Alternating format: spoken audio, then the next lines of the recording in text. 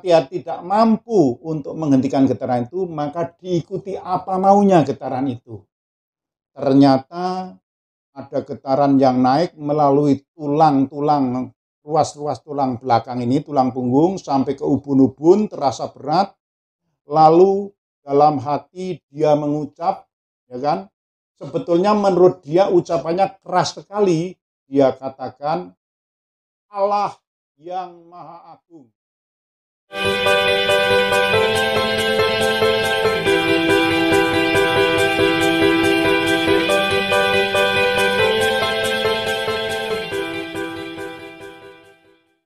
Assalamualaikum warahmatullahi wabarakatuh. Salam sejahtera untuk kita semua. Om Swastiastu, Namo Buddhaya, salam kebajikan, Rahayu, waras. Merdeka, katanya. Pada kali ini, Bung Gondrong kedatangan seorang bintang tamu yang unik dan yang pasti buat kalian sangat-sangat berbeda. Dan kalian saya pastikan pasti tidak tahu. Pada kali ini Bung Gondrong kedatangan salah satu warga penghayat kepercayaan dari aliran Sabto Dharma. Kalian penasaran kan apa itu Sabto Dharma? Telah hadir di studio kami. Beliau adalah Pak Wakio, warga dari penghayat kepercayaan Sabto Dharma, Pak ya. Iya. Bagaimana kabarnya, Pak? Baik. Terima kasih sebelumnya saya ucapkan kepada Bung Gondrong yang telah mengundang saya untuk hadir pada saat ini memberikan mengenai penjelasan Sabta Dharma. Namun sebelumnya saya ucapkan Assalamualaikum warahmatullahi wabarakatuh. Salam sejahtera untuk kita semua. Om Swastiastu, Namo Buddhaya, salam kebajikan, Rahayu, dan salam waras. Ini ucapan salamnya agak banyak karena kita sifatnya nasional, menghormati seluruh agama, seluruh kepercayaan yang ada di negara kita Indonesia. Dari Assalamualaikum sampai Rahayu dan waras tadi. Mungkin pemirsa sekalian agak ragu, ada salam Rahayu, ada salam waras. Sebenarnya salam Rahayu ini adalah salam bagi penghayat kepercayaan di Indonesia secara keseluruhan. Jadi Rahayu. Kemudian salam waras adalah salam milik warga Keronian Sabta Dharma. Namun oleh para pejabat di dalam kegiatan-kegiatan yang sifatnya seremonial, salam Rahayu tidak pernah dibawa atau diucapkan. Mungkin karena kurang sosialisasi bagi penghayat kepercayaan yang memiliki salam Rahayu. Kemudian salam waras apalagi? Salam waras adalah milik warga Sabta Dharma. Kenapa warga Sabta Dharma menggunakan salam waras? Itu juga sebuah doa. Sementara semua salam intinya itu mohon kepada Tuhan Yang Maha Esa agar kita semua diberikan keselamatan, diberikan kesejahteraan. Dan pada faktanya memang banyak ya, dalam kehidupan sehari-hari warga itu sudah selamat, sudah sehat ya. Tetapi apabila menghadapi suatu masalah sering tidak waras. Nah, disitulah perlu kami titip salam waras ini supaya ikut disosialisasikan, ikut diucapkan dalam setiap pertemuan. Jadi kami berharap supaya warga masyarakat di lingkungan sini juga para pejabat semua dalam keadaan waras. Kalau toh pejabat-pejabat kita, pemimpin-pemimpin kita dalam keadaan waras, tentunya tidak akan terjadi korupsi. Ya kan? Benar sekali itu. Tidak terjadi pencurian, tidak terjadi kekerasan, pembunuhan di mana-mana.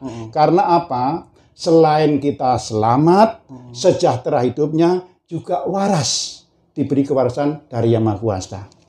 Ini kita membahas masalah salam. Kemudian tadi dipertanyakan ya bahwa kita dari aliran kepercayaan atau penghayat kepercayaan Sabta Dharma. Sebetulnya kata aliran itu menunjukkan bahwa kita itu merupakan sempalan atau cabang dari kemungkinan salah satu agama yang ada. Tetapi Sabta Dharma ini tidak merupakan cabang atau sempalan dari agama manapun. Jadi kurang pas manakala Sabta Dharma disebut sebagai aliran, ya.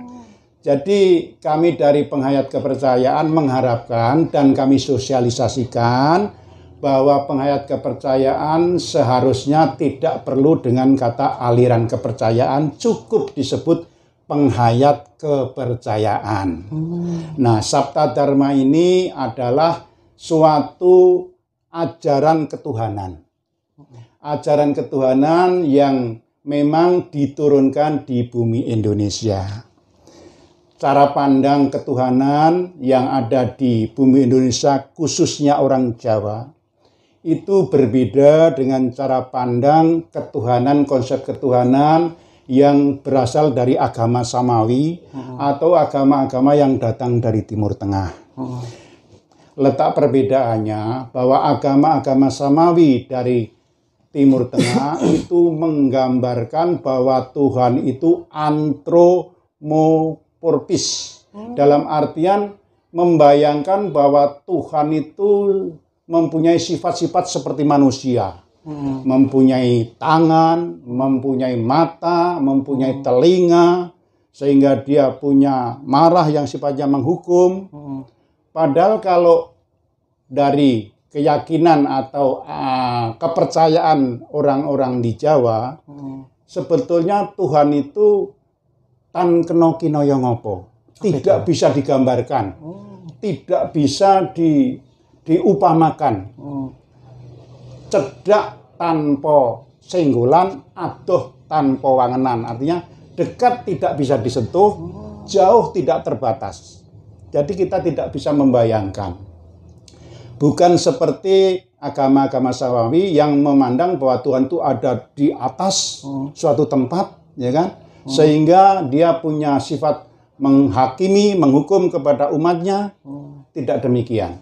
Tetapi pandangan kepercayaan khususnya orang Jawa bahwa Tuhan itu adalah hidup. Hidup kita itu adalah percikan sinar pancaran dari Tuhan Yang Maha Esa.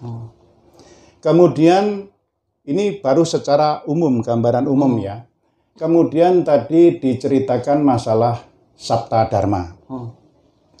Tentunya kami akan menceritakan apa itu Sabta Dharma, mungkin gitu ya, yang jadi maksudnya. Dari tata bahasa, Sabta itu 7. Dharma itu kewajiban suci. Jadi dalam Sabta Dharma itu ada 7 kewajiban yang wajib bagi warga Sabta Dharma untuk dilaksanakan. Kenapa? 7 itu adalah wahyu dari Allah yang Maha Kuasa.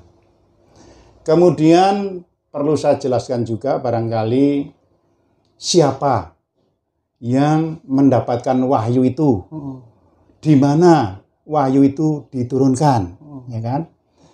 Karena sudah menjadi keyakinan warga Sabta Dharma, putra bangsa Indonesia yang bernama Harjosopuro itu adalah putra yang berasal dari Jawa Timur, kabupatennya Kediri, kecamatannya Pare.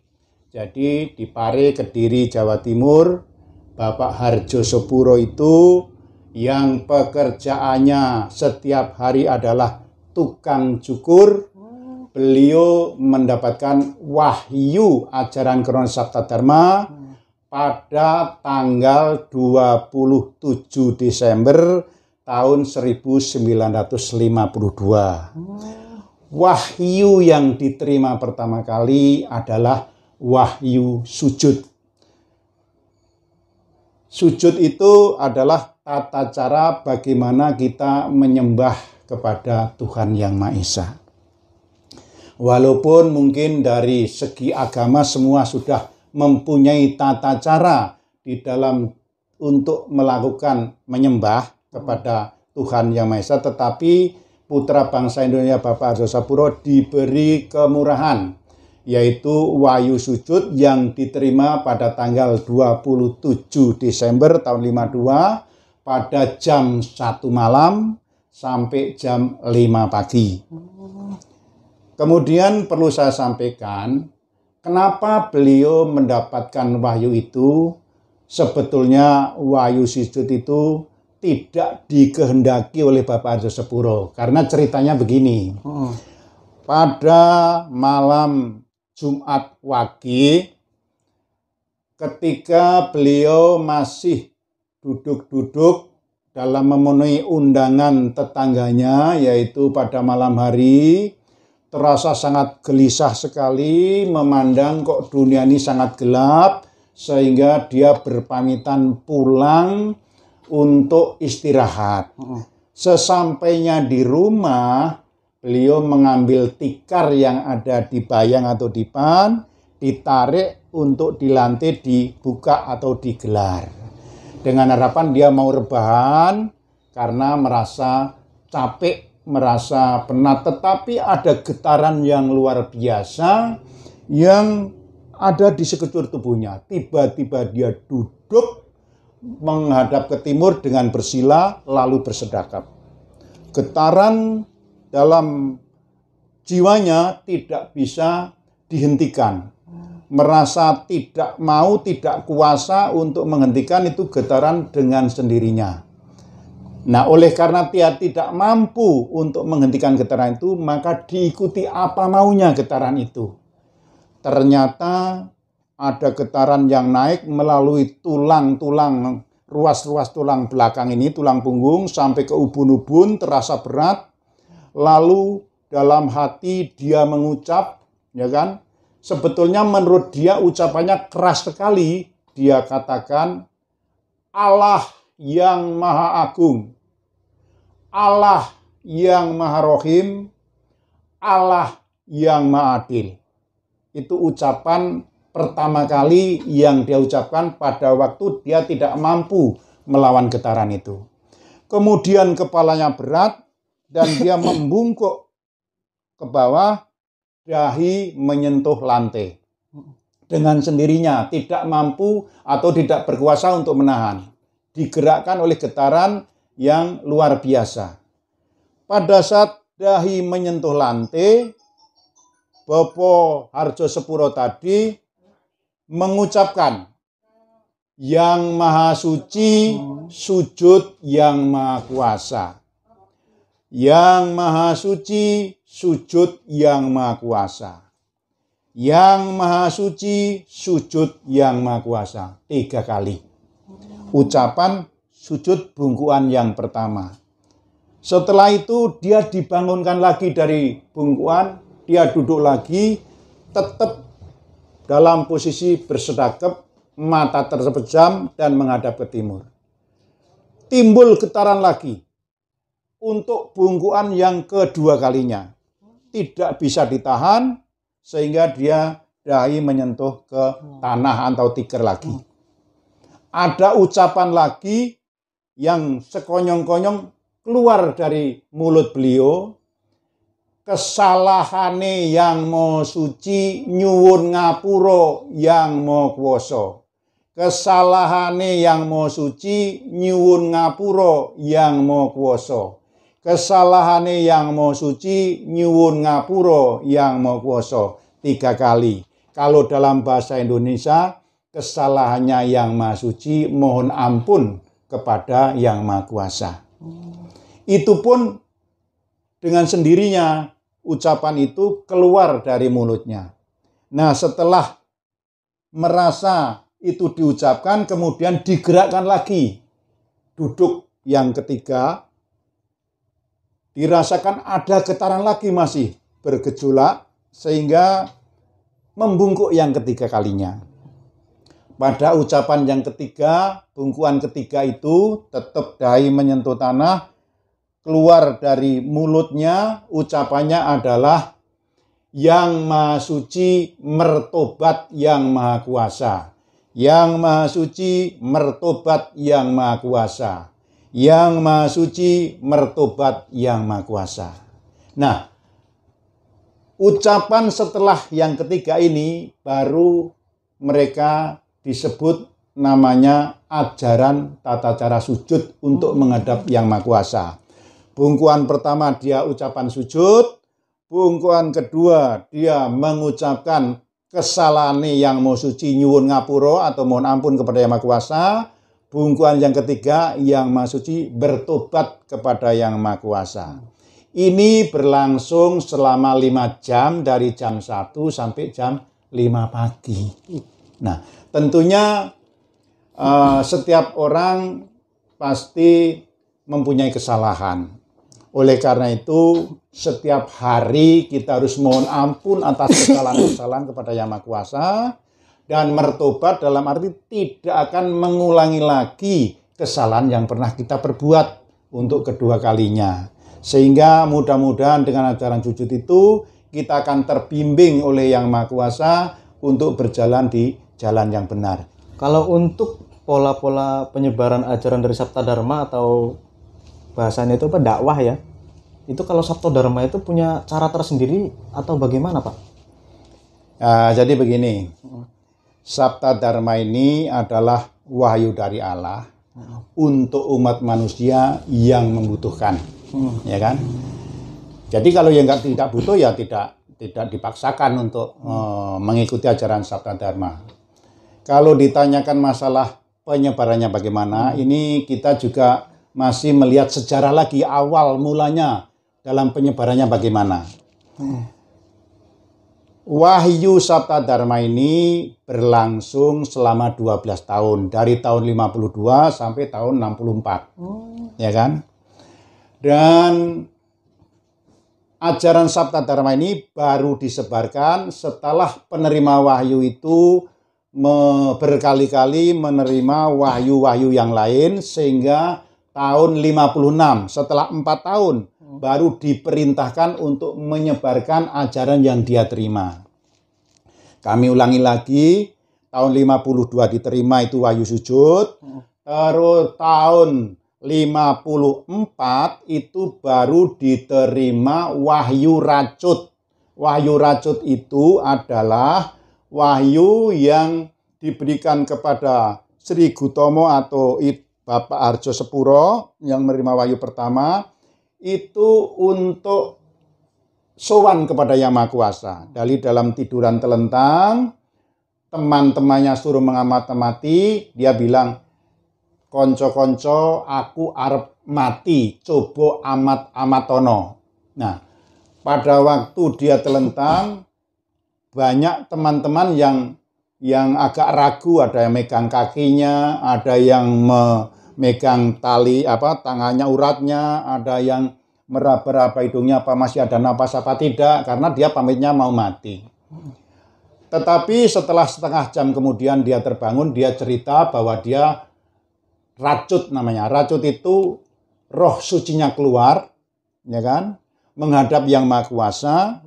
Di sana diperintahkan atau diberi petunjuk, baru setelah itu dia kembali lagi ke jasadnya. Nah, petunjuk yang dia terima adalah pertama dia diajak ke salah satu sumur Gumuling, terus sumur Jalatunda yang ada air bersihnya.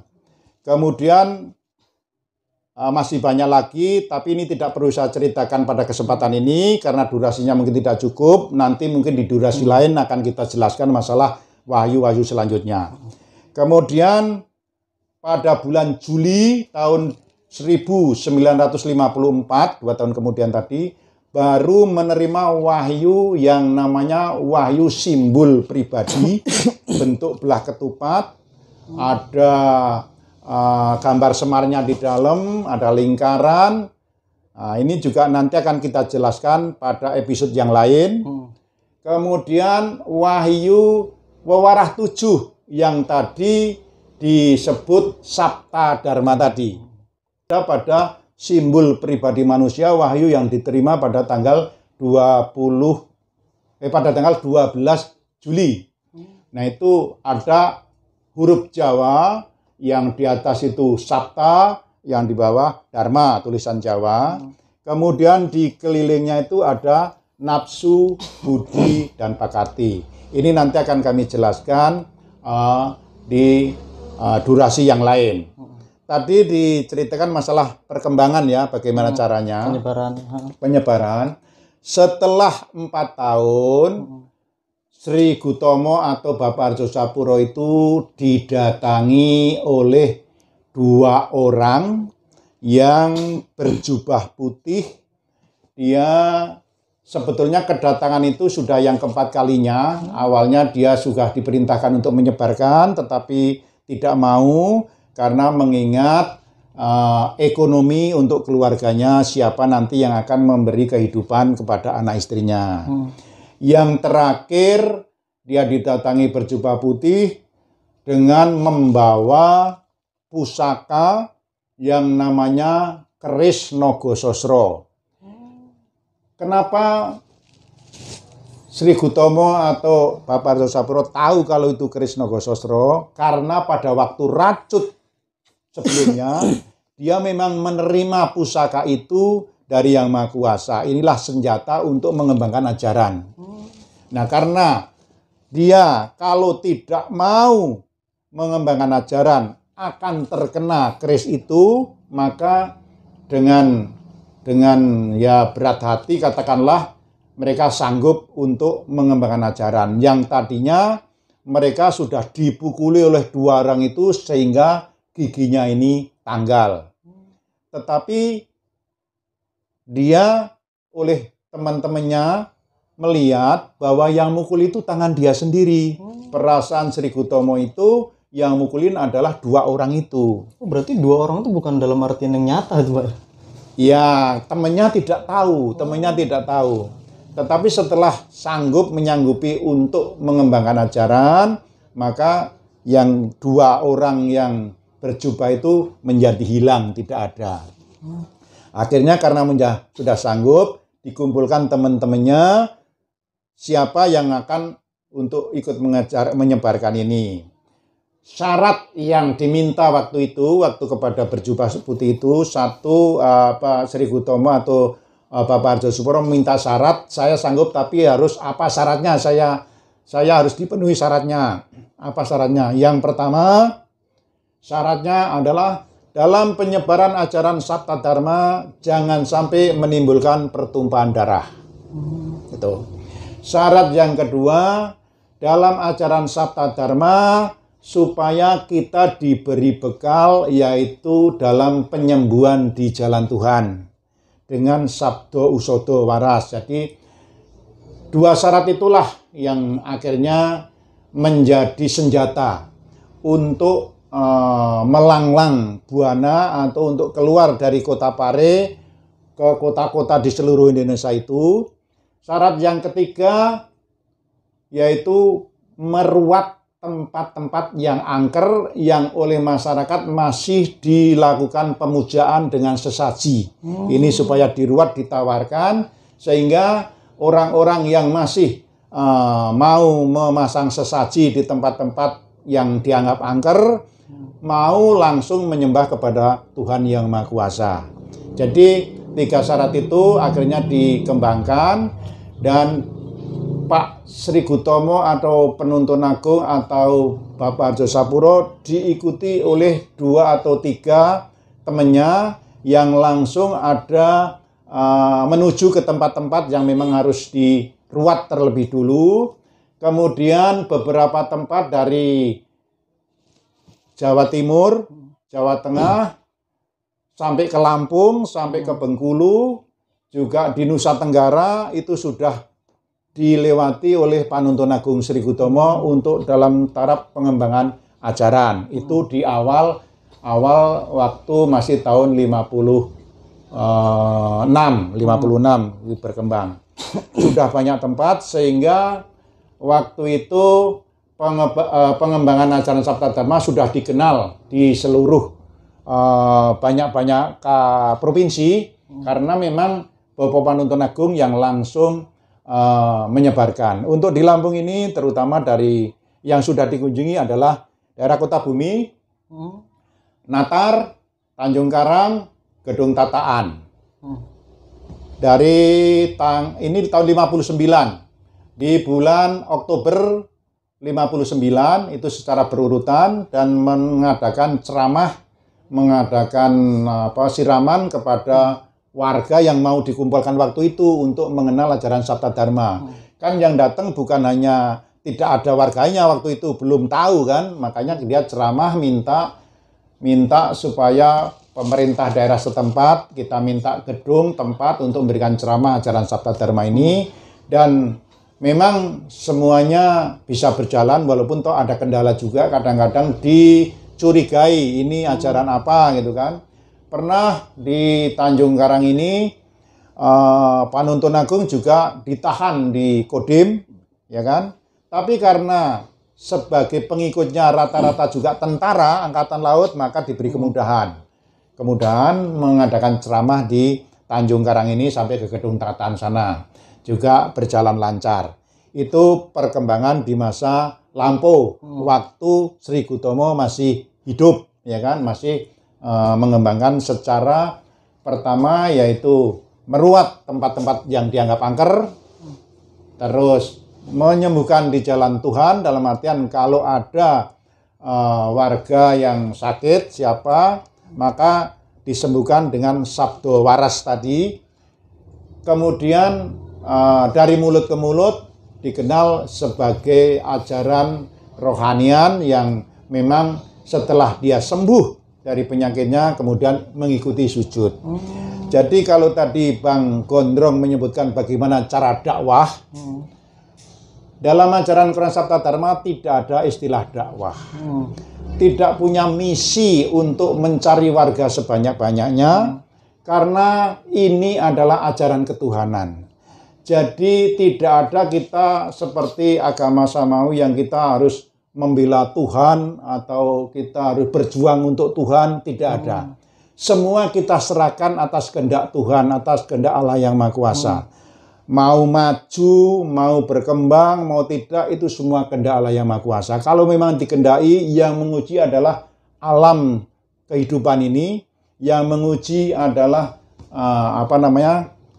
keadaan alam yang akan menguji apakah benar-benar ini wahyu dari Tuhan atau rekayasa manusia. Kalau sampai sekarang ternyata ada perkembangan yang luar biasa, berarti sudah menjadi kehendak yang Maha Kuasa untuk memberikan pepadang, untuk memberikan penyiraran kepada mereka yang mengalami kegelapan, sehingga mereka mau melaksanakan sujud. Itu perkembangan di masa lampau. Nah, untuk sekarang, perkembangan di masa sekarang, setelah Bapak Panuntun Agung kembali ke pengimaman dalam artian meninggal di tahun 64, kemudian perjuangan untuk pengembangan digantikan oleh, atau diteruskan, bukan digantikan, diteruskan oleh Ibu Suwartini yang di dalam Sabta Dharma sebagai Panuntun Agung itu disebut Sri Pawenang. Jadi yang pertama yang menerima wahyu adalah Sri Gotomo. Dari Pak Arjo Sapuro mendapat wahyu gelar Sri Gotomo. Sri Gotomo adalah pelopor budi luhur. Kemudian setelah beliau mangkat ke pengimaman, dilanjutkan oleh Sri Pawenang. Ini juga nama wahyu yang diberikan dari Yang Maha Kuasa. Artinya Suwartini tadi mendapatkan gelar Sri Pawenang karena dia diberi kewenangan untuk tetap menjaga dan melestarikan kemurnian ajaran Kerohanian Sabta Dharma.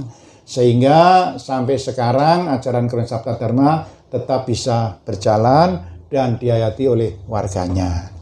Nah, untuk supaya bisa berjalan dalam pengembangannya, maka oleh Ibu Sri Pawenang dibentuklah organisasi yang namanya Persatuan Warga Sabta Dharma dalam rangka memenuhi Undang-Undang Keormasan, Undang-Undang Nomor 8 tahun 1985 waktu itu.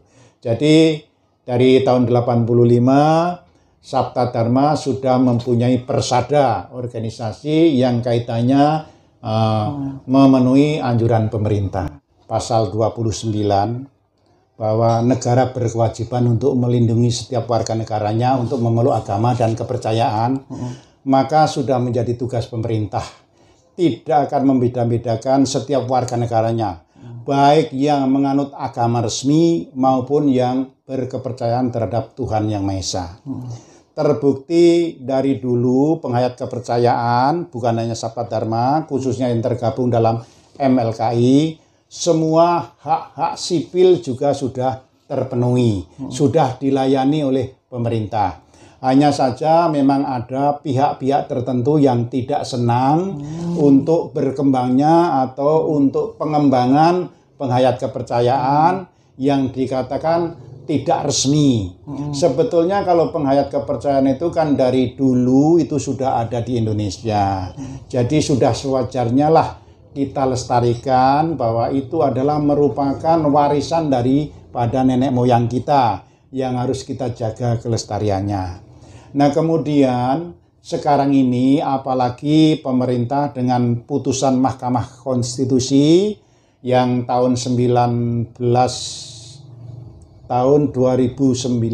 kalau nggak salah, 2017.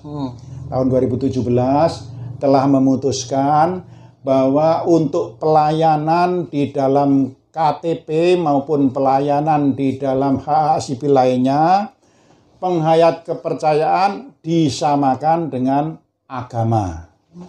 Nah, tetapi dalam prakteknya tahu sendiri ada pihak-pihak yang keberatan untuk melaksanakan putusan MK itu, sehingga dalam praktek di lapangan pemerintah melayani warga penghayat kepercayaan ini. Kendala ya? Sebenarnya tidak, pemerintah tetap melayani, tetapi masih dirasakan seperti bentuk diskriminasi. Kenapa demikian? Karena di dalam EKTP dulu sebelum ada putusan MK, kami sudah punya KTP kepercayaan dengan putusan Menteri Dalam Negeri dulu, bahwa bagi penghayat kepercayaan di dalam kolom agama harus ditandain strip, garis datar. Nah, artinya itu kepercayaan. Tetapi terkendala manakala penghayat kepercayaan yang mempunyai agama strip itu, khususnya generasi muda, untuk melamar pekerjaan. Oh, alah. Ya, karena agama strip ini banyak yang tidak tahu, berarti ini tidak beragama. Padahal itu kita sudah melaksanakan keputusan Menteri Dalam Negeri. Bagi penghayat kepercayaan harus menyantumkan tanda strip. Artinya kita selaku warga negara mestinya harus sama perlakuannya terhadap warga negara. Karena memang di dalam undang-undang, khususnya kalau mau jadi tentara atau polisi, itu syaratnya harus beragama, harus mempunyai agama. Nah, manakala agama tanda strip itu kan menjadi tidak beragama, berarti kan akhirnya kita mendapat kendala. Tetapi kami tetap berjuang supaya ada persamaan hak, tidak diskriminasi, sehingga melakukan gugatan dari penghayat kepercayaan, ada 4 kepercayaan, Permalin, Sabta Dharma, termasuk yang lain itu untuk menggugat undang-undang Adminduk yang dalam arti supaya penghayat kepercayaan itu bisa disamakan dalam kedudukannya dengan agama. Dan putusan MK itulah maka sekarang sudah dilayani, walaupun, aku bilang walaupun, KTP-nya dibedakan. Kenapa dibedakan? Karena Menteri Dalam Negeri setelah minta pertimbangan dari Majelis Ulama Indonesia, dan Majelis Ulama tidak berkenan apabila penghayat kepercayaan disamakan dengan agama, maka harus diperlakukan khusus. Dalam artian KTP-nya harus khusus. Maka dari itu Menteri Dalam Negeri telah mencetak belangko KTP yang di dalam KTP tersebut tidak ada kata agama, tetapi adanya kata kepercayaan terhadap Tuhan Yang Maha Esa. Jadi kalau nanti mas-mas atau rekan-rekan menemukan ada KTP yang di situ tidak ada kolom agamanya, adanya kolom kepercayaan, mereka pasti penghayat kepercayaan. Tetapi itu resmi peraturan pemerintah melayani kami. Terlepas apakah penghayat kepercayaan ini nanti akan diberlakukan secara adil, merata, dalam artian bisa mengikuti segala yang ditentukan oleh peraturan perundang-undangan, kami masih menunggu ke depan. Tetapi yang jelas apabila masih ada diskriminasi, tentunya kami akan tetap berjuang. Itulah bentuk layanan pemerintah terhadap penghayat kepercayaan. Dan selama ini penghayat kepercayaan pada umumnya dikelola langsung atau dibina langsung oleh Kementerian Pendidikan dan Kebudayaan. Karena tidak termasuk agama, maka dibina dan di bawah kita, Bapak kita adalah Menteri Pendidikan dan Kebudayaan yang di dalamnya ada Direktorat Penghayat Kepercayaan dan Komunitas Adat. Nah, negara dengan anggarannya melalui Kementerian Pendidikan selalu melakukan pertemuan dengan penghayat kepercayaan. Bahkan layanan pendidikan bagi penghayat kepercayaan yang mungkin anak-anak murid kita dari SD, SMP, SMA atau dari kelas 1 sampai kelas 12 itu pun sudah dilayani dengan mata pelajaran penghayat kepercayaan. Ya, kami bersyukur pemerintah benar-benar mempedulikan kepada kami, sekalipun masih terkendala di dalam Dapodik khusus untuk pemberian nilai penghayat kepercayaan untuk e-rapotnya ini masih terkendala. Karena apa? Karena di dalam implementasinya itu belum ada untuk memasukkan e-rapot, sehingga di dalam rapot itu mesti diberikan nilai tersendiri. Tapi ini masih diperjuangkan, mudah-mudahan bentuk diskriminasi ini tidak perlu kita besar-besarkan, dan karena dari tokoh-tokoh pendidikan di penghayat kepercayaan juga masih berjuang, mudah-mudahan nanti tetap anak didik kita penghayat kepercayaan mendapat layanan yang sama dengan mereka yang menganut agama. Kiranya itu, Pak. Kalau menurut pengalaman Bapak pribadi nih, di lingkungan sekitar, Bapak pernah mengalami hal-hal diskriminasi atau tidak tuh sama tetangga-tetangganya sendiri? Iya, memang ini faktor kendala dalam mengembangkan ajaran Sabta Dharma. Saya kira bukan hanya di daerah saya juga mungkin juga pernah saudara-saudara membaca di berita surat kabar atau mungkin di media sosial bahwa penghayat kepercayaan ini kan kelompok minoritas. Minoritas tentunya ini di dalam lingkungan akan sulit untuk bisa menyesuaikan dengan lingkungan.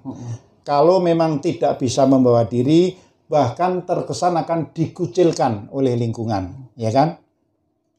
Jadi kejadian-kejadian yang pernah dialami oleh warga Sabta Dharma bukan hanya di Provinsi Lampung, tetapi di daerah lain juga mengalami hal yang sama. Suatu contoh misalnya pada waktu melakukan kita ritual atau sujud bersama, ada pihak lain yang merasa terganggu, seolah-olah kita mengganggu ketertiban masyarakat, gitu kan? Karena memang yang dilakukan oleh warga Sabta Dharma berbeda pada kelompok agama tertentu atau berbeda dengan lingkungan setempat, sehingga ada kecurigaan ini merupakan aliran sesat.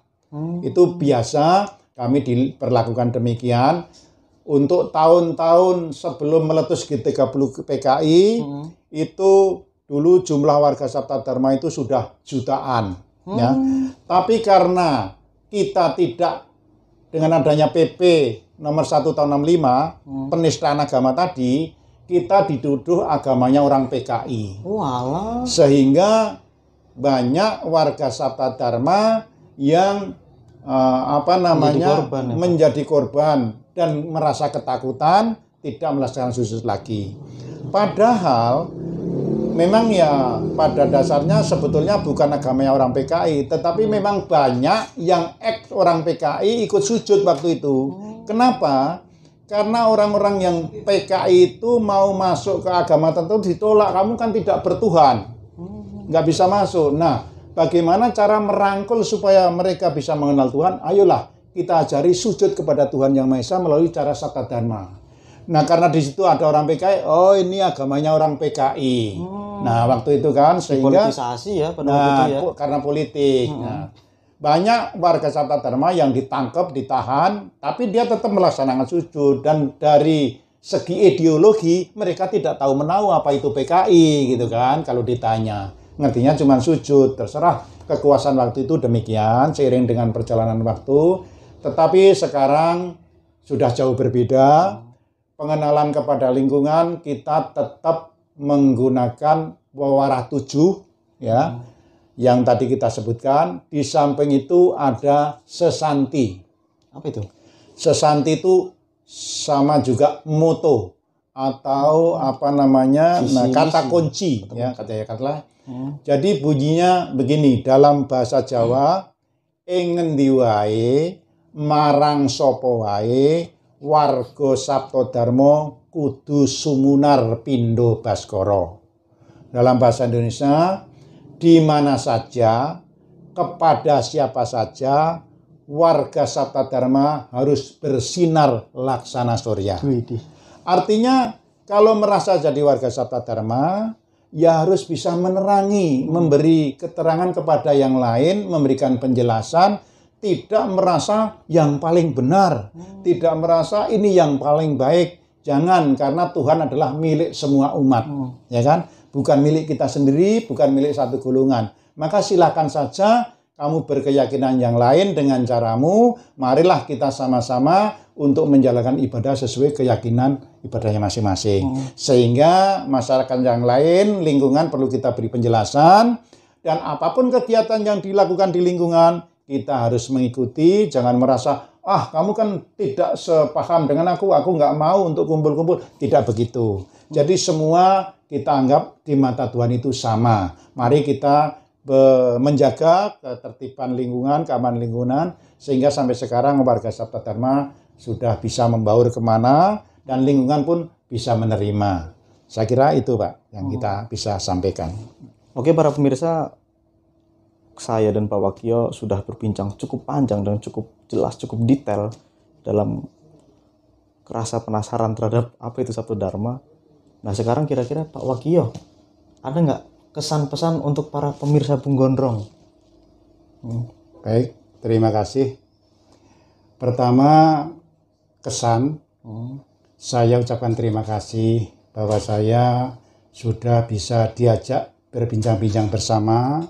Semoga ini ada manfaatnya untuk kita semua. Dan apa yang saya sampaikan, saya juga mohon maaf kalau mungkin ada hal-hal yang belum jelas, ada yang kurang jelas. Nanti pada episode yang lain bisa kita tampilkan yang lebih detail dan lebih jelas lagi. Karena kalau bicara masalah ajaran Sabta Dharma itu tidak bisa dikupas tuntas hanya satu malam misalnya kan. Karena itu ajaran diterimanya saja selama 12 tahun. Jadi barangkali nanti itu kesan saya. Kita terima kasih sekali. Barangkali nanti masih ada kesempatan untuk bertemu lagi. Kemudian pesan saya, ini suatu hal yang paling bagus, di mana melalui visualisasi ini, ajaran penghayat kepercayaan maupun ajaran Sabta Dharma bisa dikenal oleh warga masyarakat yang lain. Sehingga untuk memenuhi keberagaman di Negara Kesatuan Republik Indonesia yang beraneka ragam ini, pesan saya agar saling menghormati satu sama lain, keyakinan baik itu agama maupun penghayat kepercayaan. Marilah kita jaga kelestarian budaya kita, asli bahwa kita itu orang Indonesia, tetaplah berbudaya santun seperti orang Indonesia yang sebenarnya. Jadi itu pesan saya, satu sama lain tidak perlu saling curiga, tidak perlu saling memata-matai, tidak perlu saling menghujat. Marilah kita rangkul bersama, berada di NKRI, Negara Kesatuan Republik Indonesia. Saya kira itu, dan salam merdeka. Merdeka katanya. Kalau dari saya, Gondrong, berbeda-beda tetapi tetap satu. Bhinneka Tunggal Ika. Kalau kata Bung Karno, Saman Bundling van alle revolutionaire kraken. Assalamualaikum warahmatullahi wabarakatuh. Salam sejahtera. Om Swastiastu. Namo Buddhayo. Salam kebajikan. Rahayu. Waras. Merdeka. Merdeka. Katanya. I'm going crazy.